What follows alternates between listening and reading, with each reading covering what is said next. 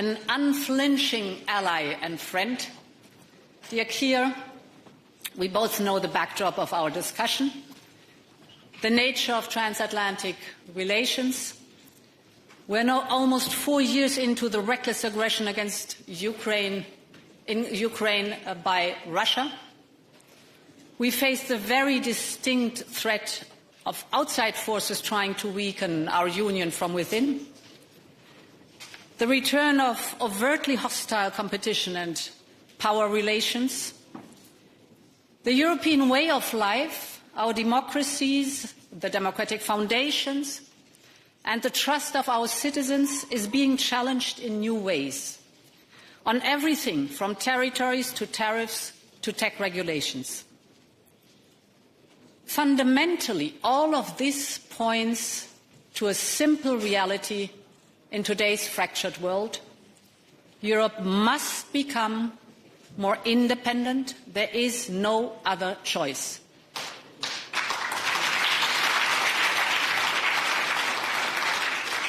Independent in every dimension that affects our security and prosperity, defense and energy, economy and trade, raw materials and digital tech. Some may say the word independence runs counter to our transatlantic bond. The opposite is true, and we've just heard it from State Secretary Rubio. An independent Europe is a strong Europe. And a strong Europe makes for a stronger transatlantic alliance. Today is the time for action, and I want to focus on Europe's plan for independence. And to help frame this, I will borrow a line by Jerry Freigham, the US Assistant Secretary of Defense, spoken here in Munich in the 70s. I quote, "Unless a nation feels itself primarily responsible for its own security and well-being, it will leave the task to others and fail to marshal its resources and political will in its own defense." I chose this line from the 70s because it reflects some uncomfortable truth over many decades about how Europe's security was not always seen as our primary responsibility. But this has fundamentally changed. Also because the very same argument is true today. Europe needs to step up and has to take on its responsibility. Admittedly, it has taken some shock therapy, and some lines have been crossed that cannot be uncrossed anymore. But what is needed, at least, we all agree on. And we are delivering. The numbers tell their own story. Defense spending in 2025 in Europe was up close to 80% since before the war in Ukraine. The European Union is mobilizing up to 800 billion euros. With our SAFE program, we are investing in the capabilities we need, from air and missile defense to drones and military mobility, you just name it. We have remained relentless and creative in the way we maintain our support for Ukraine. And this includes most recently our 90 billion euro loan that Ukraine has only to pay back if Russia pays reparations. By 2028, defense investment in Europe is even projected to exceed the amount the US spent on such equipment last year. This is a true European awakening. And this is only the start of what we need to do. We must grow a European backbone of strategic enablers in space, intelligence, and deep strike capabilities. No taboo can go unchallenged. I believe the time has come to bring Europe's mutual defense clause to life. Mutual defense is not an optional task for the European Union. It is an obligation within our own treaty, Article 42.7. And for good reason. It is our collective commitment to stand by each other in case of aggression.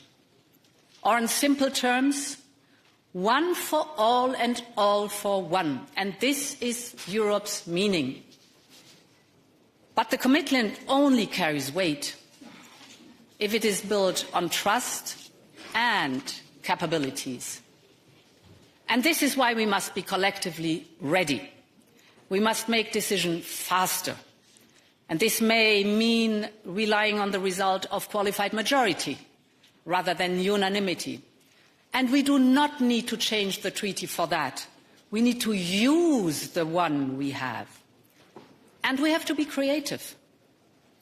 Take the UK-led Joint Expeditionary Force, which is outside but complementary to NATO. It brings together 10 European countries to deter and reassure in the high north of the Baltic region, with an operational command in Northwood, UK. Or take the coalition of the willing, led by Duke Keir and President Macron. Headquartered in Paris, this coalition is devising meaningful security guarantees for Ukraine. More than 30 countries, some not even in Europe, are involved. And these examples tell us that this can work. But what we need now to do is to formalize the ad hoc beginnings of new security collaborations. This starts by working, of course, with our closest partners, like the UK, or Norway, or Iceland, or Canada. The European Union now has a full range of defence and security partnerships with countries around the world, and we want to increase our offer to many of these vital partners. This means, in this actually volatile time, Europe, and in particular the UK, should come closer on security, on economy, on defending our democracies. 10 years from Brexit, our futures are as bound as ever, dear Keir. So it is in our common interest to be ambitious about our partnership, because the UK and the European Union, in fact, all of Europe, we are in this together, and we will always stick together. This is the common promise. And this brings me to my second priority, the need for a new European security strategy. I believe we must urgently recalibrate the way we use our entire policy toolbox: trade, finance, standards, data, critical infrastructure, tech platforms, and information. In essence, each and every one of our policies needs a clear security dimension in this new world order. We in Europe should be ready and willing to use our strength assertively and proactively to protect our security interests.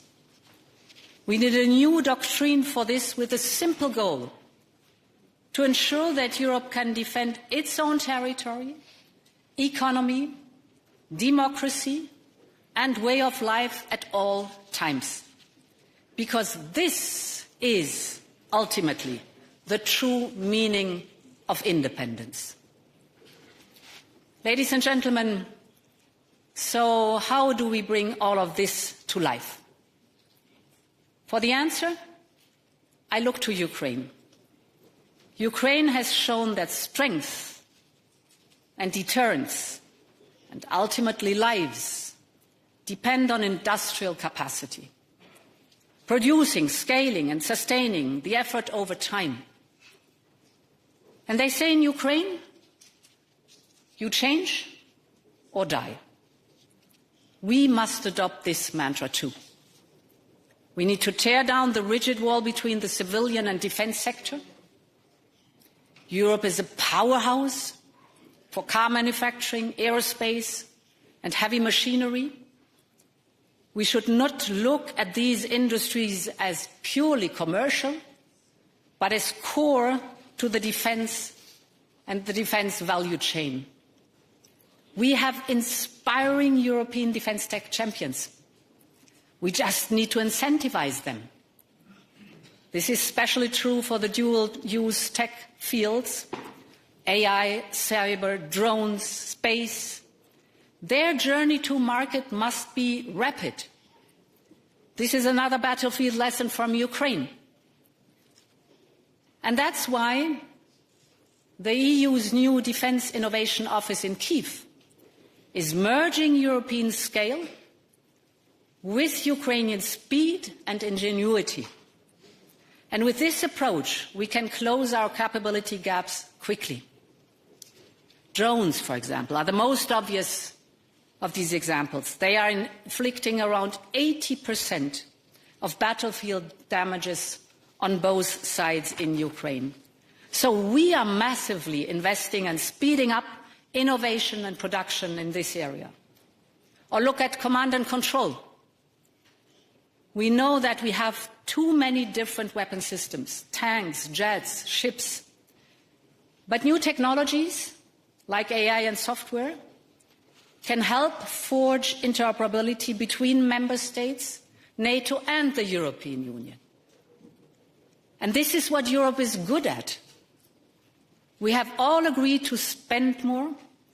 We need now to get the money out the door and turn this into real defense capabilities. Some ask whether we can afford this.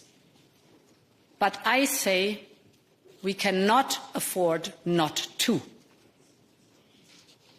And if we get it right, and we will turbocharge a new industrial deal that will not only keep us safe, but be an engine of growth, delivering prosperity for Europeans for decades to come. So yes, there is a lot at stake for Europe, but there is so much potential to seize too.